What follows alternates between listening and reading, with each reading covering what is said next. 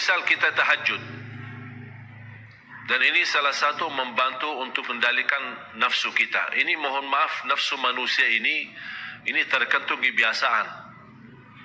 Kalau kita misal melihat makanan enak, kalau dibiasakan makan sambil habis tambah lagi, kalau sudah terbiasa seperti ini, dia tidak akan pernah puas. Apalagi melihat menu makanannya macam-macam. Kita masuk ke salah satu tempat makanan yang sudah disediain macam-macam. Kalau kita mengikuti hawa nafsu, apalagi mengikuti pandangan mata, semuanya serba enak.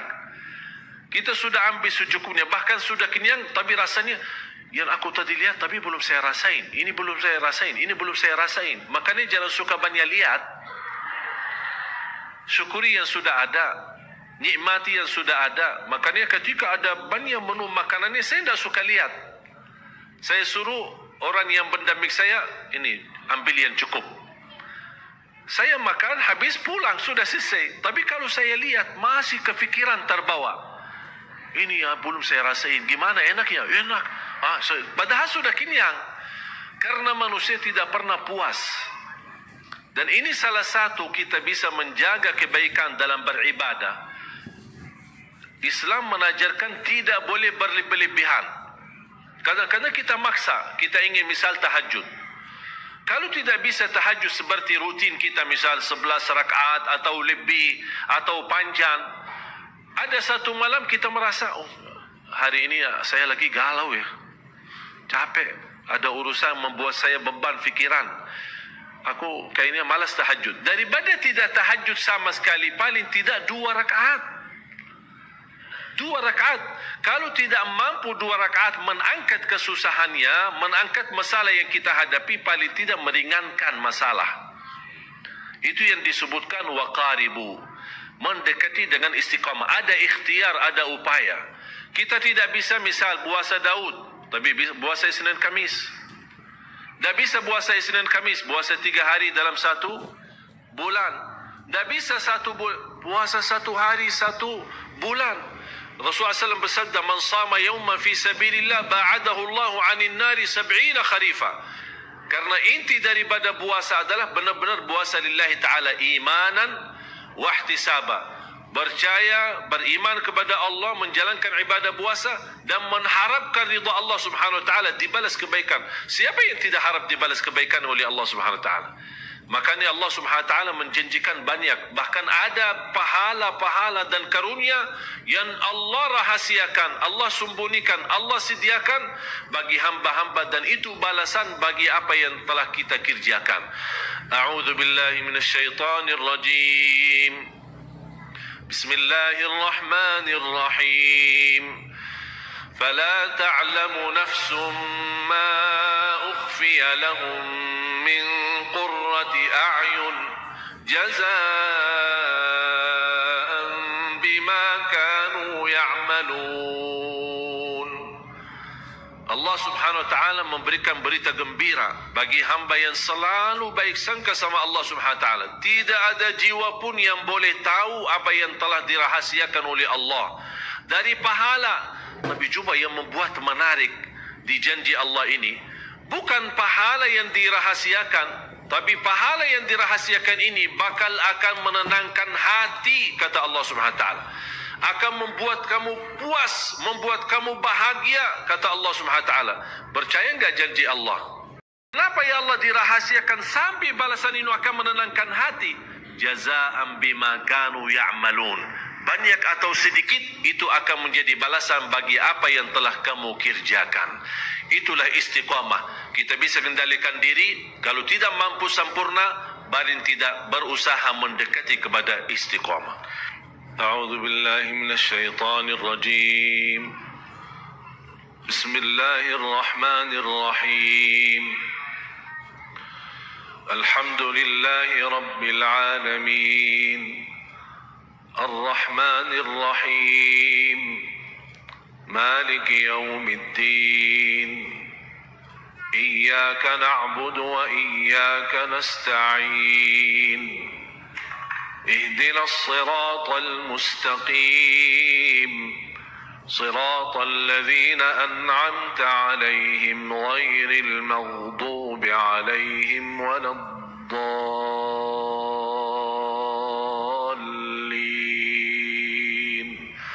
آمين. Jemaah sekalian, sebenarnya Al-Fatihah ini kalau kita bisa hayati, bisa belajari, itu sudah luar biasa, memberikan kecukupan dalam segala hal. Ihdinas siratal mustaqim 17 kali minimal dalam salat fardu kita memohon hidayah ke jalan yang lurus. Intinya istiqamah. Ya muqallibal qulub thabbit qalbi ala dinik. Yang membola balik hati, tetapkan hatiku atas agamamu.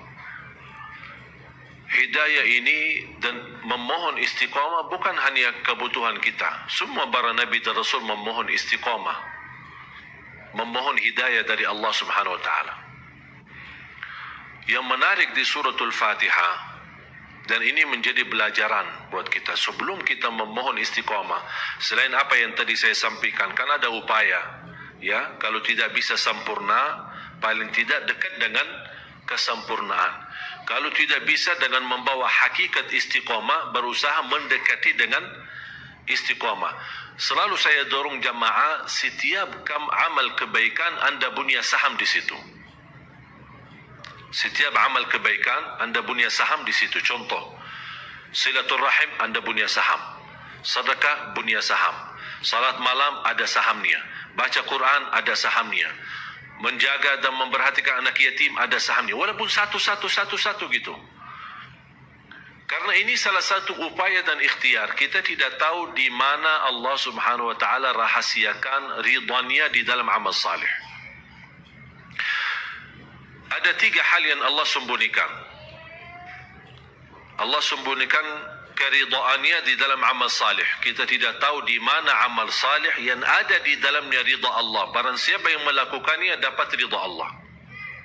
Dengan mendapatkan ridha Allah, beres dunia akhirat, sudah selesai.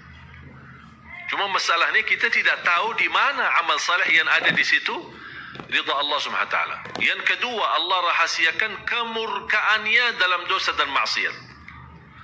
Kadang-kadang orang 1 kali berbuat dosa tapi bisa menjadi celaka dunia akhirat, na'udzubillah. Karena dia kena kemurkaan Allah di saat itu. Yang ketiga, Allah rahasiakan waliullah. Tidak ada yang tahu siapa waliullah di antara manusia. Kadang-kadang bisa waliullah di tengah kita. Kenapa Allah rahasiakan waliullah di tengah kita? Supaya kita tidak sembarangan menghina manusia. Bisa jadi Anda salah menghina waliullah. Makanya kita belajar menghormati semua manusia. Dia tukang sapu, tukang sampah, tukang apa, kita tidak tahu. Barangkali dia waliullah. Karena bisa mendapat darajat waliullah itu bisa dengan satu kebaikan yang dia lakukan, Allah angkat kemuliaannya. Allah angkat darajatnya menjadi mulia di mata Allah Subhanahu wa taala. Makanya jangan kita sembarangan menghina orang.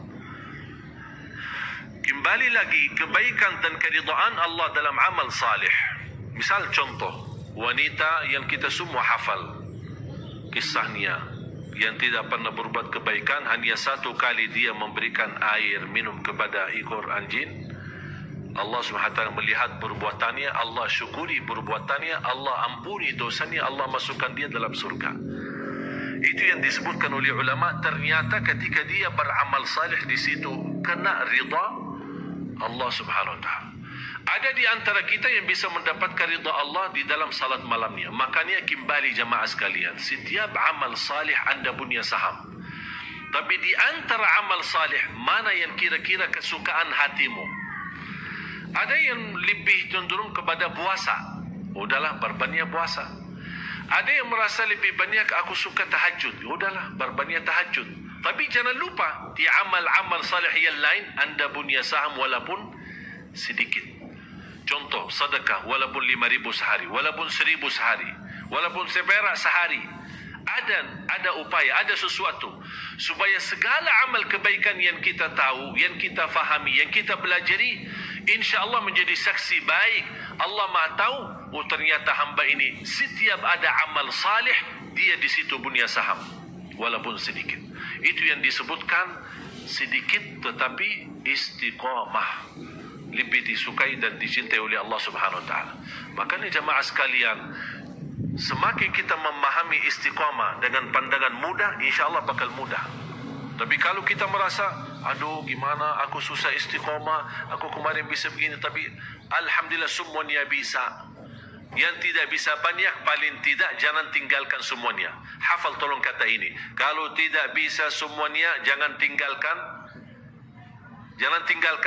semuanya. Istilahnya, aku nak bisa tahajud, capek.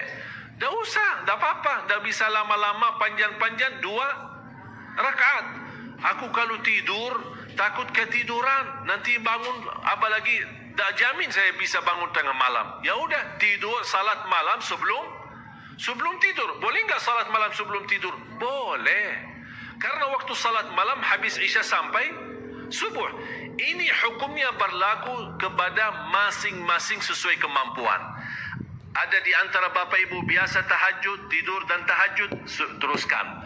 Ada yang merasa, aduh kalau saya tidur kayaknya dah bakal bangun, syukur-syukur kalau bangun subuh. Daripada malam itu terlewat, tidak tertulis salat malamnya, ya udah salat malam sebelum tidur. Bahkan itu dianjurkan oleh Rasulullah SAW ketika masalah witir.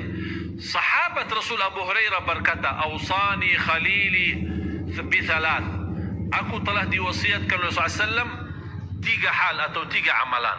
Yang pertama, jaga puasa 3 hari setiap bulan, yang disebutkan Hijriyah 13, 14 dan 15.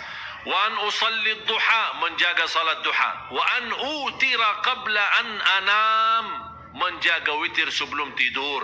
Ini Abu Hurairah, sahabat Rasul, mendapatkan amalan dan nasihat dari Rasulullah SAW. Dan ini kembali, kenapa ada hadis witir sebelum tidur, ada hadis witir adalah penutup salat malam. Ini memberikan pandangan kemampuan masing-masing. Ada yang bisa menutup witirnya malam harinya dan dia bisa tahajud santai-santai biasa. Alhamdulillah, teruskan, ikuti hadis ini. Kalau anda merasa tidak mampu, berarti anda punya pilihan lain, mengikuti hadis witir sebelum tidur. Tapi kalau sudah bangun tidur lagi, bisa tahajud lagi, bisa salat lagi, tapi tidak boleh witir lagi karena sudah witir duluan.